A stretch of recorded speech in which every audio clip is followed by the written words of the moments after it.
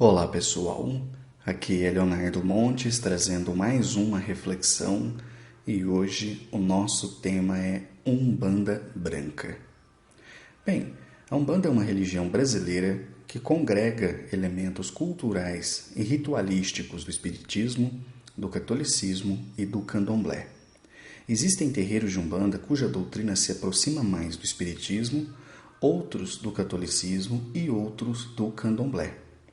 A chamada Umbanda Branca é uma vertente cujos princípios e práticas se aproximam mais do espiritismo, embora também estejam presentes elementos culturais e religiosos das outras duas influências, porém em menor escala.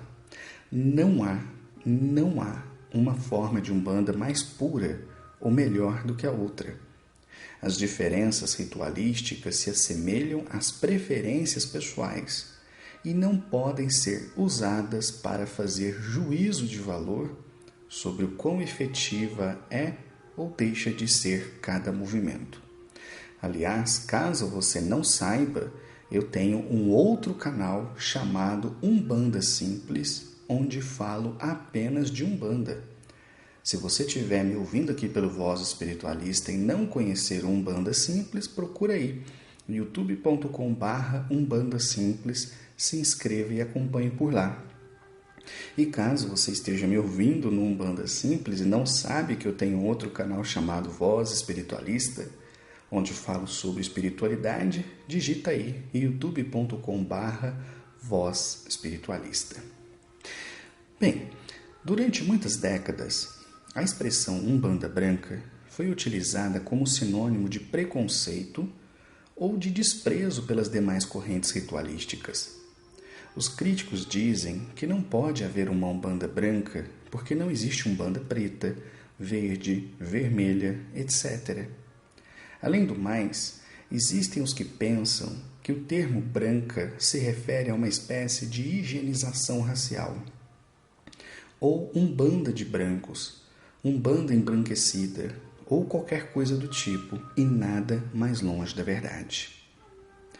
O espiritismo chega ao Brasil em meados da década de 1860 e inicialmente ele foi se espalhando entre a classe média e posteriormente chega às camadas mais pobres da sociedade.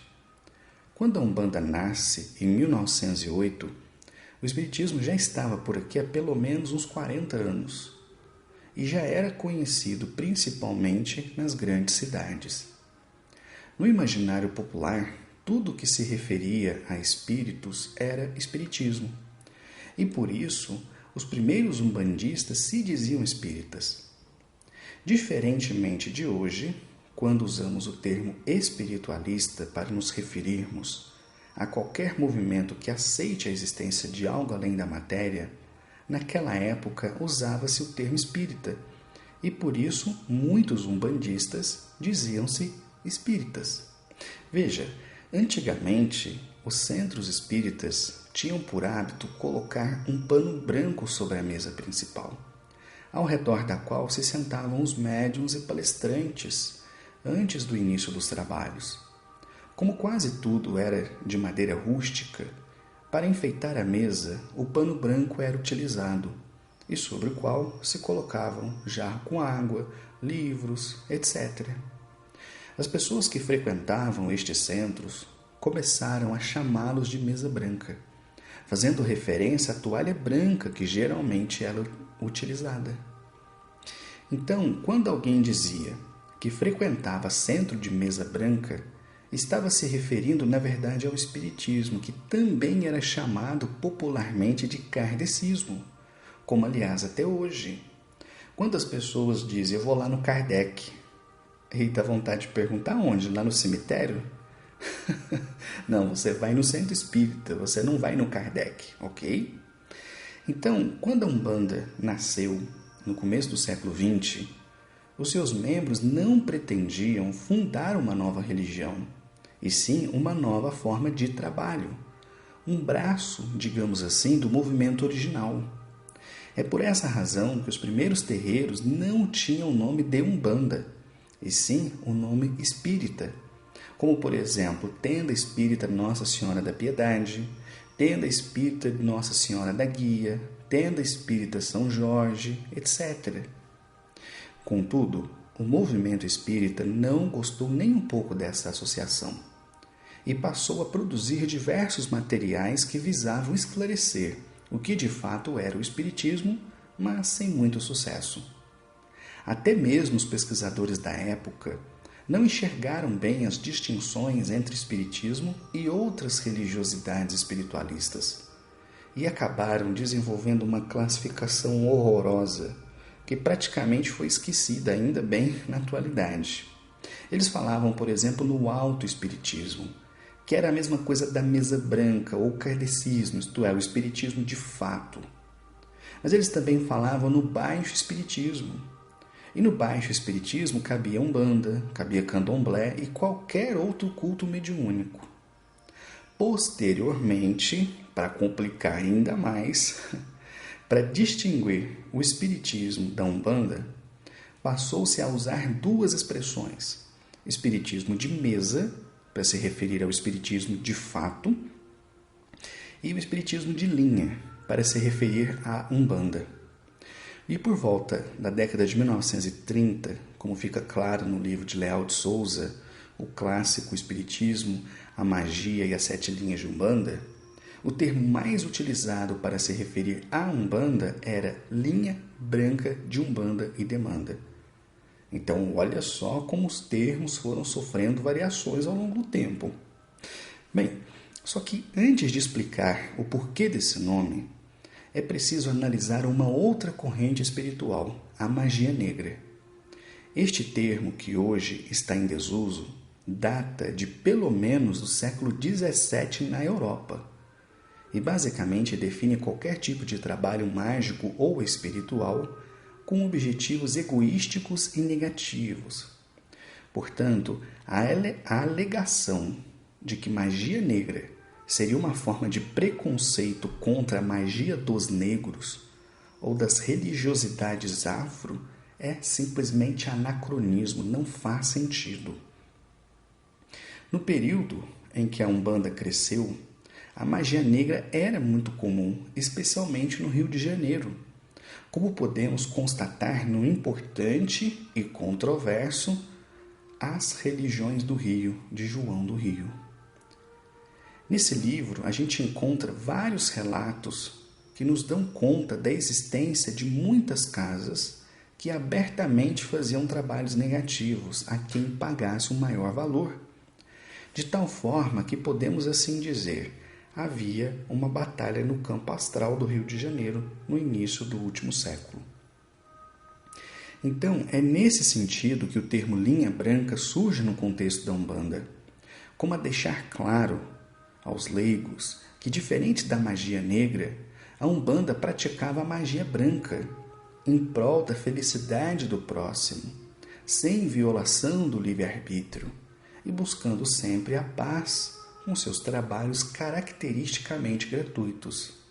Isto é, a linha branca nasceu para se opor à magia negra, simples assim. Então, a expressão linha branca de Umbanda e Demanda passou a ser utilizada. Entenda-se linhas porque as entidades que se manifestavam nos terreiros de Umbanda não se apresentavam, como no Espiritismo, por exemplo, com nomes próprios, e sim com nomes simbólicos, representando um determinado agrupamento espiritual a que pertenciam, ou linha. Então, foi assim que nasceram as linhas dos orixás, isto é, entidades que vinham na vibração de Oxalá, de Oxóssi, de Iemanjá e por aí vai, cada uma com suas respectivas características de trabalho. Já o termo demanda faz referência a um tipo característico de magia negra quando alguém demanda contra outra pessoa, isto é, deseja o mal, pede o mal, envia forças e elementos ruins propositalmente para uma outra pessoa. Era a isso que a Umbanda se opunha, e mais uma vez por isso a expressão inicial linha branca de Umbanda e Demanda.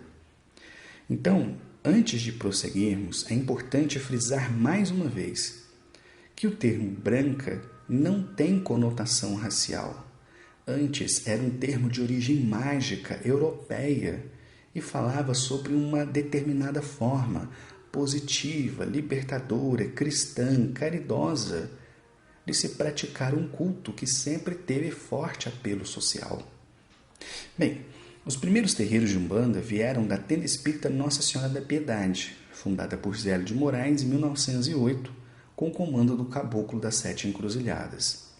A partir de 1918, esta entidade iniciou um processo de criação de novos terreiros, o que se encerraria apenas em 1935. Todos estes terreiros mantinham o mesmo culto original da Tenda Espírita Nossa Senhora da Piedade, que basicamente era trabalhos gratuitos e voltados ao bem, ausência de atabaques e palmas nas giras, uniforme de trabalho com uma roupa branca, isto é, camisa e calça comprida para homens, camisa e saia para as mulheres, ausência de sacrifício animal, fundamentação no Evangelho, aceitação de Jesus como médium supremo, incentivo ao estudo das obras de Allan Kardec, etc. Então aqui é importante deixar claro que esse tipo de terreiro, crendo-se praticante de um tipo diferente de espiritismo e se apoiando nas obras de Allan Kardec, tinha, por extensão, uma grande proximidade com o espiritismo, cuja simplicidade, visão de mundo, de espiritualidade, de mediunidade, de reencarnação, importou para seus trabalhos e para sua doutrina. Então, eu quis fazer esse resumo para explicar o que de fato é Umbanda Branca, nome corrente daquilo que no passado foi chamado de linha branca de Umbanda e Demanda. Isto é, os terreiros de Umbanda Branca são, por assim dizer, os continuadores dessa tradição, preservando, se não exatamente a mesma ritualística, pelo menos os mesmos valores iniciais do culto. Então, quando alguém diz frequentar uma casa de Umbanda Branca, deve-se esperar um terreiro com forte influência espírita, que trabalhe ativamente para desfazer trabalhos de magia negativa, que seja intransigentemente contra a cobrança de valores monetários, seja para ensinar, seja para atender, que não faça uso de atabaques, que não use roupas coloridas, com forte apelo ao estudo das obras espíritas, ritualística simples, com pouco ou mesmo nenhum tipo de oferenda, em suma, cujos trabalhos sejam focados na disciplina, na caridade e na simplicidade. Bem, existem resumos na internet que tentam categorizar os terreiros de Umbanda Branca dentro de certas caixinhas, como a dizer, por exemplo, que em tais terreiros não se usa fumo ou bebidas alcoólicas, por exemplo. E isto não é exatamente verdade. Isto é, há terreiros de Umbanda Branca que não fazem uso de elementos de trabalho. Outros, porém, os utilizam conforme a necessidade, enquanto outros os utilizam durante todo o trabalho. No YouTube, por exemplo, nós temos vídeos das giras da Tenda Nossa Senhora da Piedade, que funciona hoje como no começo, e neles podemos ver que as entidades riscam ponto, firmam com bebidas, fazem uso de charuto, por exemplo. Então, seria incorreto dizer que os terreiros de Umbanda Branca não utilizam elementos. Poderíamos dizer que utilizam pouco, se compararmos com outras correntes, ou que são utilizados conforme a necessidade, mas sempre dentro de critérios disciplinados e justos ao trabalho. Então, vamos aqui um exemplo. Certa vez, eu visitei um terreiro de Umbanda Branca, inclusive com o nome de Tenda Espírita em sua fachada. Assim que eu entrei, eu notei um painel com várias mensagens dos livros de Allan Kardec e até mesmo frases de obras de Chico Xavier. A casa era pequena, mas muito acolhedora, e provavelmente formada por ex-espíritas. Havia um congá com imagens católicas e apenas uma vela acesa. Os médiuns estavam todos de branco.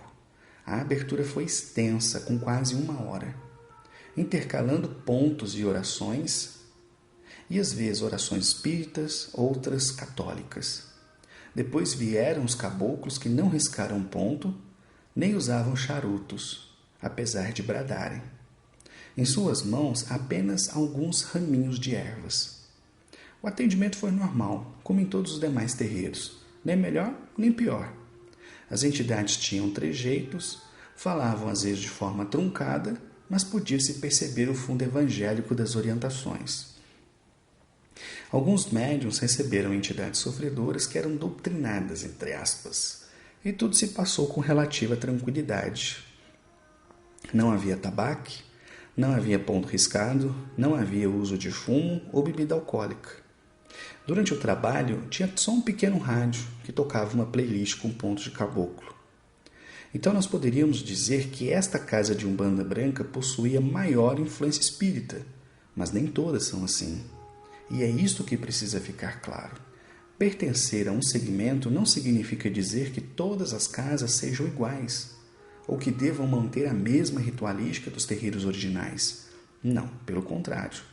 O que elas compartilham são valores e uma sistemática de trabalho que faça com que sejam reconhecidas por quem as visita pela presença ou pela ausência de certas coisas ou rituais. Há ainda um último ponto a ser destacado, que é a prevalência de caboclos e pretos velhos nas casas de Umbanda Branca. E isto não significa que não trabalhem com outras linhas, mas que geralmente estas são as mais frequentes. O trabalho com a esquerda, que nem sempre ocorre, tende a se dar com as portas fechadas, apenas para os membros da própria casa, não sendo comum as giras com Exus para atendimento público, por exemplo. Bem, e por fim, e para não me alongar mais, eu gostaria de dizer que fiz o melhor que pude para resumir de forma clara e direta o que vem a ser a Umbanda Branca. Pois nestes anos de internet, de vida de terreiro, do universo da Umbanda, eu vi muitas desinformações na internet.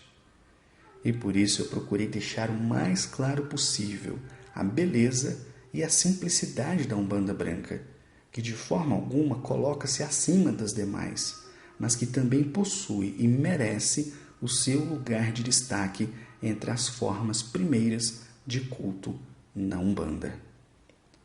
Vou parando por aqui. Um abraço. Até a próxima. Você acabou de ouvir mais uma reflexão no canal Voz Espiritualista e eu espero que você tenha gostado. Ao longo desses 6 anos do canal eu já produzi mais de 800 vídeos. Porém, agora eu preciso da sua ajuda para que eu consiga comprar melhores equipamentos. Se você puder, se você quiser, se as reflexões te ajudam, considere ser membro aqui do canal. Você vai ver debaixo do vídeo um botãozinho azul escrito Seja Membro. Se você clicar, o próprio YouTube te ajudará a preencher as informações. São apenas R$ 7,99 por mês e com essa quantia você contribuirá para que eu consiga comprar melhores equipamentos para continuar produzindo mais conteúdos aqui para o canal. E em retribuição à sua ajuda, uma vez por mês, eu vou liberar um conteúdo de natureza espiritual exclusivamente para os membros do canal. Então, repito, se você gosta das reflexões, se elas te ajudam e se você quiser e puder, clique aqui, seja membro e contribua com essa causa. Nós já passamos de mais de 800 vídeos publicados em 6 anos. Muito obrigado e até a próxima.